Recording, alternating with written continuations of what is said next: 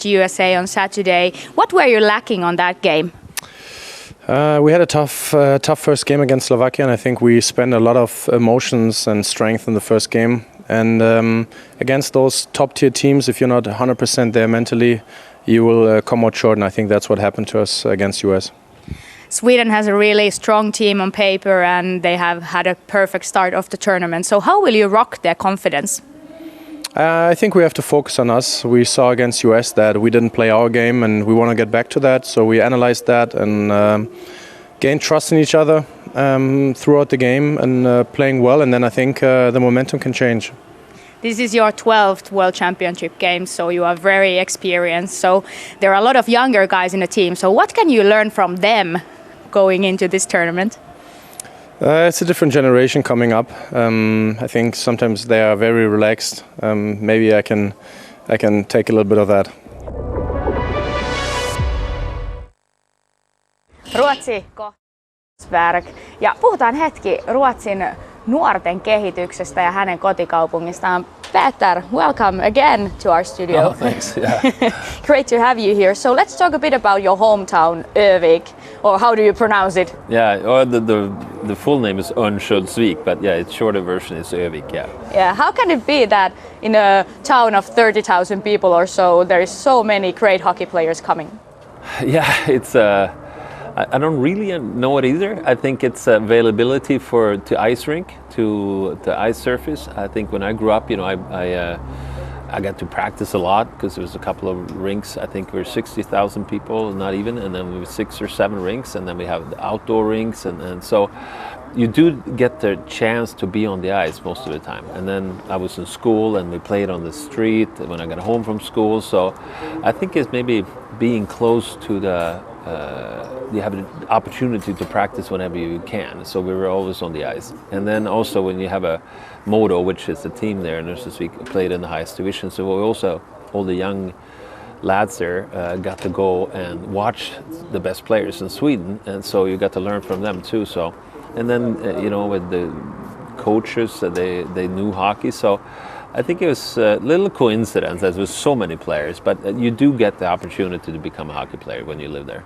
We know that you live in Switzerland nowadays, but do you know is there coming new Peter Forsberg or Sedins from near future? Well, I don't know. We have a pretty good player, Lucas Pettersson. He's younger. He's going to go in the draft, first or second round, I think. So he's coming up. Yeah, maybe. It's a little different nowadays with kids, you know, there's computer games and everything. You don't really see the kids playing on the street too much anymore. And to be honest, the rinks, I think they took away a rink, and so it's a little harder to get ice time now back home. And also the weather is warmer, so the outside skating is not available as when we grew up, maybe 30, 40 years ago. So a little different, I would say, but it wouldn't surprise me. But we were so many for a while. We had, you know, Sedin twins, Marcus Aston, Victor Hedman. We had, I think, 10 or 11 at the same time. And from my junior team, I think 7 players became pro. So I don't know if that's going to happen again, but I wouldn't be surprised if 1 or 2 come out of there, that city. You do, like I said, it's still a hockey town. Yeah, overall there are a lot of first-round picks coming from Sweden. Can you tell a bit about the youth hockey program there? Like, how does it work, and what are the key things? Well, I think.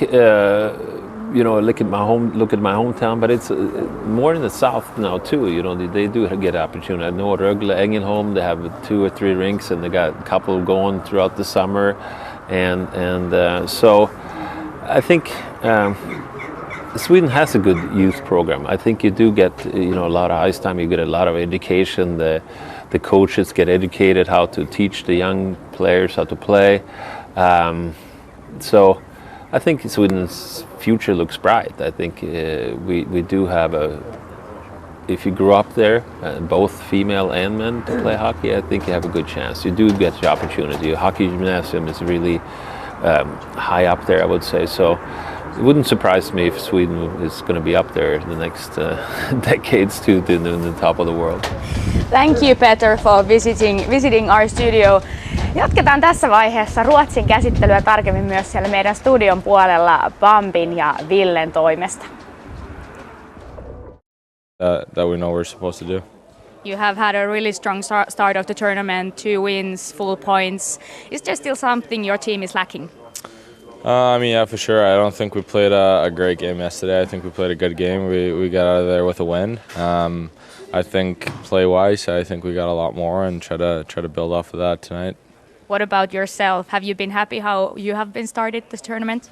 Yeah, I've been playing pretty good. Obviously you always want more. I think, haven't played in a while, so still getting going again, but always things to improve. Erik Karlsson and Victor Hedman, two huge superstars. What kind of example they are setting for the team? They're two unbelievable players, two of the besties in the world. So to be able to have those guys on the ice and in the locker room, I think that's huge for us. And they've been great on ice, off the ice. So they're good for us. Victor Hedmanista. I don't have any funny superstition thing talking to my post or talking to my glove or anything like that before the games. Then what type of mental tools you use to maintain the focus during the game?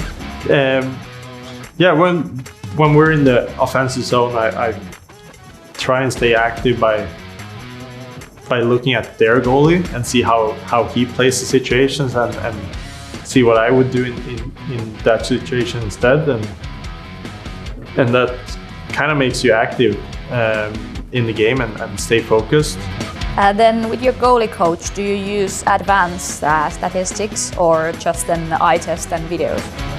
A little bit of both. Usually we go through the games on just with the video clips, and then sometimes throughout the season, maybe a month in between, he comes with some statistic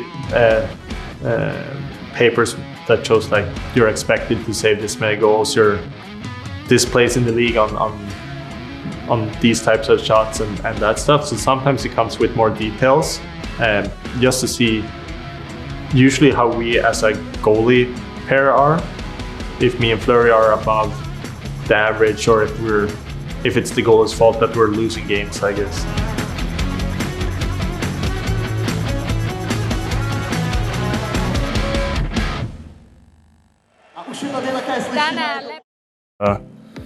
Jag tror det kommer vara bra för oss att lära känna lite de yngre spelarna. Ja. Vi har ju varit vana med att vara de yngsta, så att nu är det vi som är äldst, så att det känns bara väldigt inspirerande. Och sen en sån som Erik tackar jag, så tror jag att det sänder ett stort meddelande till resten av alla svenskar där borta också. Sen så tror jag det är som Victor säger också, i och med att Four Nations nästa år och sen OS med ny ledarstab och mycket nya folk runt Tre Kronor. Så tycker jag det är bara bra att så många som möjligt kommer och att de visar intresse. Att jag tror att det är de turneringarna speciellt som vi alla vill spela, så att det är därför jag försöker börja resan så tidigt som möjligt. Hur speciellt är det för er två att spela ihop i landslaget igen då? Det var 8 år sedan sist, tror jag. Ja, jag har ju glömt av det till så länge sedan. Ja, jag vet. Nej, det är ju givetvis väldigt roligt. Vi har spelat i landslaget ihop sedan vi var juniorer. Sen så märker man snabbt nu när man börjar bli lite äldre att det är inte många som man håller kontakten med under hela vägen, utan det är väldigt få människor som man har den connectionen med. Och Viggan och jag har alltid haft kontakten, så att det är roligt att vi kan få hänga lite också på en personlig nivå. Nu när det inte finns så mycket tid över med egna familjer och spela på olika ställen och bo på olika ställen, så att det är givetvis också en av de stora anledningarna till att landslaget är så pass roligt som det är, och att vi håller det så varmt om hjärtat att vi fick ihop det samtidigt för en gångs skull igen.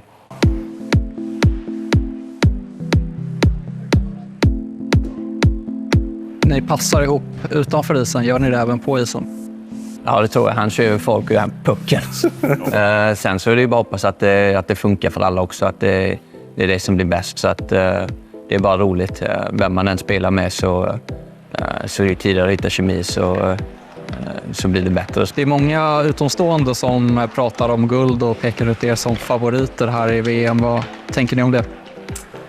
Det är bara en bra position att vara i, tycker jag i alla fall. Vi är här för att vinna. Vi ska göra allt vi kan för att kunna göra det. Så det är bara att hoppas att vi kan läsa av rätt och tajma det rätt och göra allting som behövs i en sån här turnering. Speciellt när slutspelet börjar, när det är bäst av en match. Så att det är bara roligt. Det är bara roligt att vara i den situationen. Jag tror vi hellre är i den situationen än att vara åt andra håll. Jag har ju aldrig vunnit någonting egentligen. Så att det för mig personligt nu när man börjar gå på slutåren så är det ju därför man är här och därför man spelar. Så att det är någonting som hade betytt väldigt mycket, inte bara för mig själv men för alla i laget och hela Sverige egentligen också. Att vi kan ta tillbaka oss så högt och dit vi ska.